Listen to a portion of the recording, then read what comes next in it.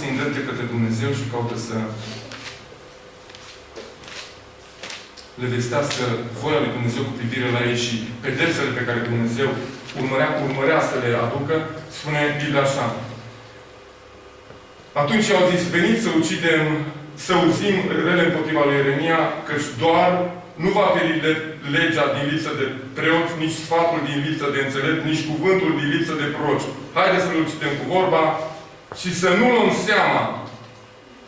Să nu luăm seama la toate vorbirile lui. Adică să nu punem în aplicare vorbirile lui. Că a luat seama la ceva înseamnă a pune în aplicare. Nu a numai le asculta. Când iei seama la un lucru, înseamnă că te-ai interesat și nu vrem să luăm seama. Că de ăștia ca Ieremia au mai fost și o să mai fie. Proroși care o să vă vorbească o să mai fie. Preoți și pastori care o să vă mai predice o să mai fie.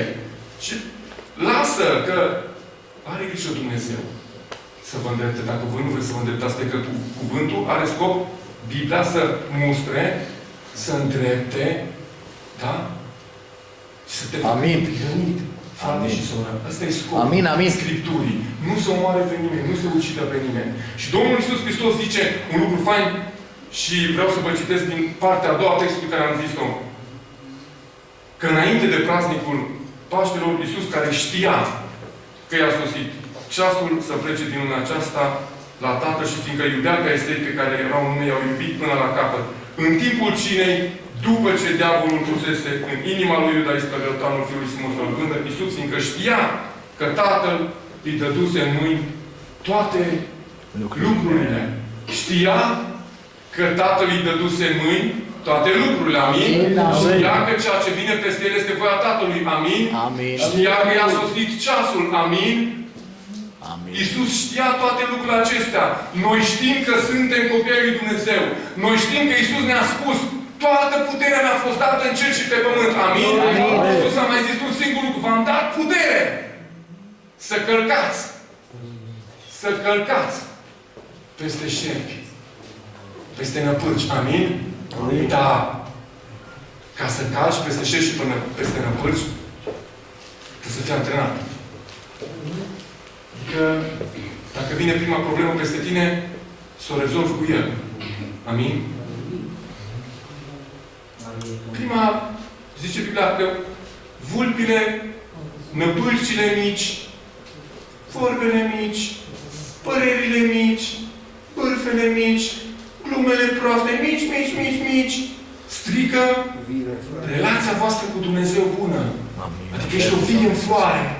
Așteaptă Dumnezeu rod de la tine. Și vine unul care îți dă nădejde înșelătoare și zice, oare chiar așa să fie? Oare Dumnezeu chiar așa a zis? Dar oare ai tu toată puterea? Și tu să zici, da, am toată puterea. Și sună telefonul. Tu te repede acasă, că nevastă ta să nască. Sau vii de la schimbul 3 și doctorul de la urgență să trimite copilul acasă și zice, pare rău. Oare? Chiar a zis Dumnezeu că o fi cu tine?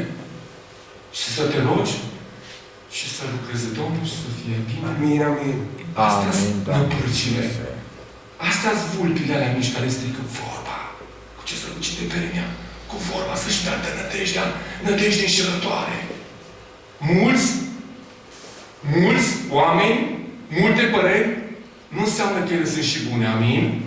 Pentru că singura părere pe care noi o dorim să o avem este cea pe care o are Dumnezeu. Și Domnul Iisus Hristos face un lucru foarte frumos. Știa de timp, știa ceasul. Noi știm ceasul, Biserica lui Hristos știe ceasul. Nu știe ceasul, nu? Dar așteaptă. Amin. Că nici Iisus nu știe ceasul. Aici suntem ca Domnul. Că nici El nu știe, nici noi nu știm. Aici puteți să zicem, Doamne, Tu, noi suntem ca Tine, nu știm nimic. Adică nu știm ceasul. Dar vrem să știm multe ca Tine. Amin. Da? Deci, atenție, Iisus știa că de la Tatăl, adică știa că Tatăl coordonează toate lucrurile. Amin. Toate. Încă mai tragi nădejde că soțul tău, soția ta, copilul tău se mai pocăiește, încă mai tragi nădejde. Amin. După cât te-au făcut, știi cum? Acolo să stea. După cât te-au făcut. Și Domnul zice, nu. Amin. Eu știu că Domnul Eu știu că Tatăl, amin? Amin, Eu Doamne. știu că promisiunile Lui sunt în picioare, amin? Și cuvântul Domnului spune, în timpul cinei, după ce diavolul pusese în inima lui de Iscarioteanul, fiul lui Simon să-l vândă, în timpul cinei, după ce s-au reglat acolo niște echilibre și au zis, Iuda, am un om acolo, diavolul zice, am un om acolo. Și Iisus zice, du-te și fă ce ai de făcut, că tu nu poți să faci parte aici cu noi, amin? Tu ai altceva de făcut. Întotdeauna, în cina Domnului, avem altceva de făcut. Adică vine diavolul și zice așa, mă, tu și așa ești păcătos, și așa, toți se uită urât la tine când intri în biserică și stai tu acasă și simțește-te pentru luna viitoare. Luna viitoare să fii mai sfânt. Și luna viitoare și ce ai văzut? Ăla totul se uită la tine și l-au luat cina, bă! Și mai rău te învrăjbește de acolo. Și mai stai o lună, că-ți mai arăt pe unul. Amin? Mai stai o lună, că eu îți mai arăt pe unul și dacă stai vreo 25 de ani, știi ce faci? Toată biserica o să o vezi. Prin ochii mei, nu prin ochii lui Hristos. Așa face diavolul. Dar Biblia vine și ne spune, mărturisiți-vă unii altora păcatele, desprindeți-vă și lăsați-vă de ele. Amin, Doamne ajută-ne! Iron Man. Ați văzut Iron Man, când punea la costumul la pe el și stătea așa.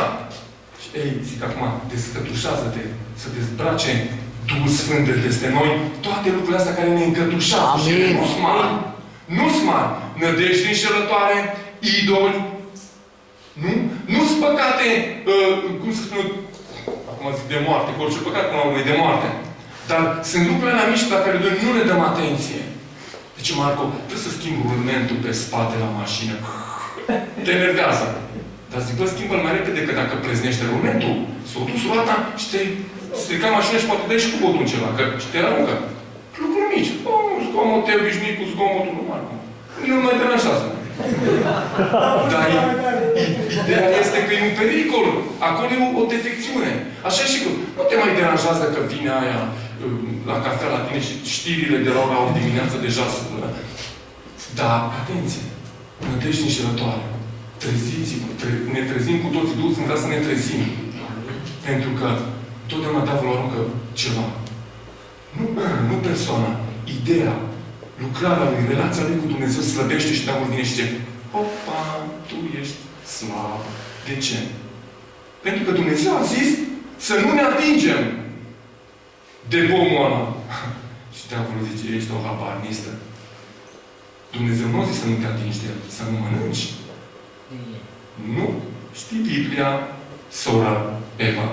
Și pe aici te leg cu lesa și te port după mine. Asta face diavolul. Pentru că ai păzit cuvântul, te voi păzi și eu.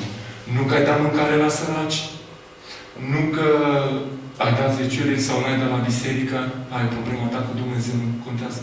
Pentru că ai păzit cuvântul răbdării, nu e un cuvânt care se împlinește repede, trebuie să ai răbdare. Foarte multă răbdare. Adică, știți cum spun? Răbdarea în Hristos nu este o povară. Știi ce înseamnă răbdarea în Hristos? Îi dai lui și pe tine nu te mai interesează. Și o să vină altul să zică, unde e copilul tău? Zic că e bine. Tot acolo. Tot acolo. Și știu că el rezolvă toate lucrurile. Amin. Dar îi zic așa, știi, ca să știu e că o atins. Dar eu zic, slăvit să fie Domnul. Că El rezolvă toate lucrurile. Amin? Dar asta e răbdarea pe care Dumnezeu ne-o provoacă. Zice, a murit și va vedea o sămânță de urma și sufletul lui se va bucura. Amin? Amin. Hristos pleacă la cer nimic. Nimic, spic, unul, Bob. Și ăla varză, tâlharul. Și din cer Hristos vede. Și sufletul lui acum, știi ce face? Se bucură. Amin? Amin. Hristos din cer vede o sămânță de urmaș și sufletul lui se bucură. Asta e frumusețea lucrării lui Dumnezeu. Credința pe care noi o povestim și Domnul zice, ați povestit frumos acum. Hai să spun ceva, leprosule. Vrei să fii vindecat? Da. Sigur vrei să fii vindecat? Da, Doamne. și zice, du-te de te arată preoților. Și el merge pe drum. Dar carnea mea e tot așa. Dar bubele mele tot alasă. Dar el merge să te arate preoților, știi? Și în timp ce mergea, se uita la carnea lui, se gândea că i-a zis Iisus să se ducă. Aleluia. Nu se gândea ce spun preoții. Iisus Hristos. Păi dacă el ajunge acolo și nu-ți vindecate, că știi ce făceau ea? Îți scoteau afară. Tu vii, bossul aici? Păi tu nu știi că n-ai voie în fața noastră. Dar el mergea pentru că Hristos i-a spus. Asta înseamnă, te-am vindecat, dar du-te și te arată. Bă, simplu. Nu! Du-te așa lepros, că pe drum ce mergi, vei fi vindecat. Tu te uiți la starea ta tot timpul. Amin? Dar îți aduci aminte ce-a zis Iisus. Amin? Și nu te interesează ce spun ei. Amin? Amin. Asta e credința. Ce ți-a spus Iisus? Mergi cu ce ți-a spus Iisus pe drum sau te interesează ce spun ei?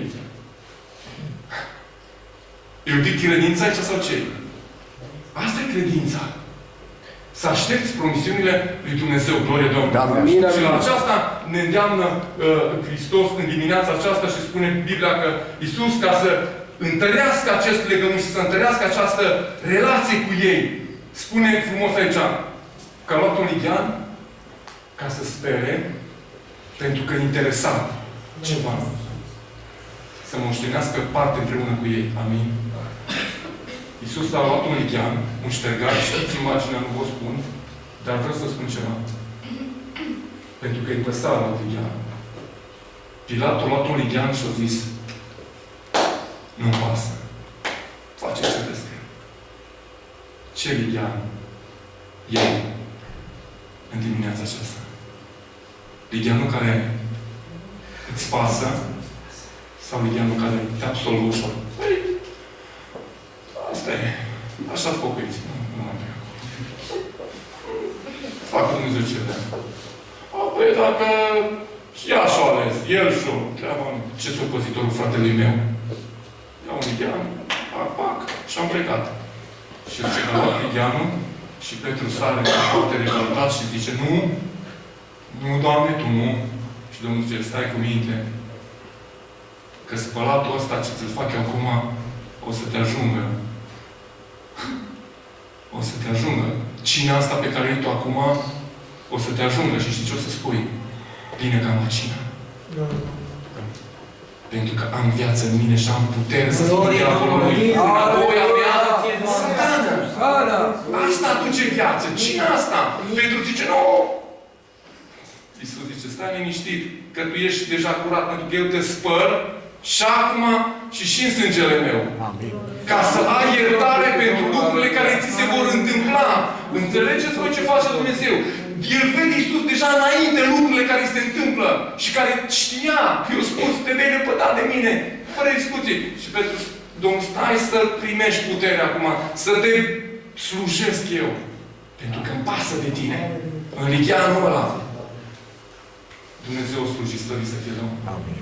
Asta este lucrarea pe care Dumnezeu o face. Și cuvântul Domnului spune mai departe.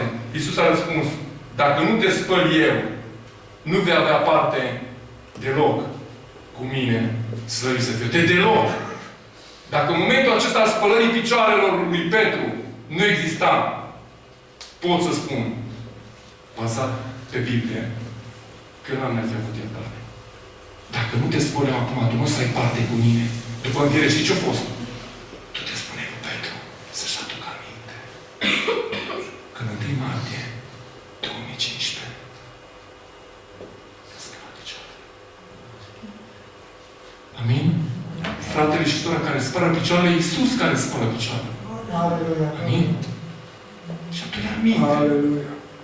Că azi îmi speli picioarele și mâine o să-l vezi nu știu unde și o să spui, frate, ți-am spălat picioarele. Atunci, Iisus Hristos este Domnul. Sora, adu-ți aminte că ți-am spălat picioarele. Unde ești? Caci cu picioarele spălate de Hristos, sângele lui Hristos din nou în picioare. N-ai cum. Binecuvântat să fie Domnul. Amin, Asta ne amin. îndeamnă Domnul Iisus. Și asta e valoarea cuvântului viu al lui Dumnezeu. Să ne îndrepte tot timpul pașii. pe cărarea vieții, slăvit să fie Domnul. Amin. Să nu te mai învinovățească să beau niciodată și să nu mai poată spune niciodată, ești la mâna mea. Pentru că o să zici, Iisus Hristos m-a răscumpărat în sângele Său și am trecut de la cruce și mă îndrept spre cer. Amin. Mă îndrept spre cer să-L văd pe Domnul, să nu mai fiu un peregrin. Adică să nu mai tot drumul de la cruce înapoi și înapoi la cruce și să fac drumul ăsta de 10 de ani. Mă îndrept spre cer. Să-L văd pe Domnul, glorie Domnului. Tot mai aparte Domnul, se face lumină, tot mai lumină și îl vezi în chip desăvârșit. Slăvit să fie Domnul. Asta este Dumnezeu nostru. Asta este valoarea lucrării pe care Dumnezeu o face. Întoarceți-vă la cărările vechi, care nu sunt grele și nu sunt imposibile, pentru că au mers oameni pe ele, slăvit să fie Domnul. Sunt bătătorite. Răbdare. Și biruință. Amin? Amin. Amin, Doamne Iisuse. Haideți să ne ridicăm în picioare și vreau în această dimineață să ne putem apropia de trupul Domnului.